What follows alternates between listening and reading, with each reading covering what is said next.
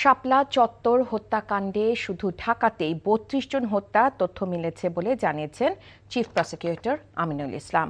তিনি বলেন, রাজধানীর শাপলা চত্বরে ২০১৩ সালে ৫ মে হত্যাকাণ্ডের ঘটনা তদন্ত প্রায় শেষের দিকে।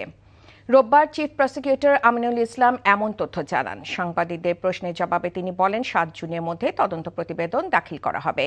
এর আগে গত ৫ এপ্রিল আন্তর্জাতিক অপরাধ ট্রাইব্যুনাল ১-এর চেয়ারম্যান বিচারপতি মোহাম্মদ গোলাম মর্তুজা মজুমদারের নেতৃত্বাধীন ২ সদস্যের বিচারিক প্যানেল তদন্ত প্রতিবেদন দাখিলের সময় ২ মাস বাড়িয়েছিলেন। হেফাজত নেতা জুনায়েদ আল হাবিব ও মাওলানা মামুনুল হকের পক্ষে করা এ অভিযোগে সাবেক প্রধানমন্ত্রী শেখ হাসিনা সহ ২১ জনকে অভিযুক্ত করা হয়।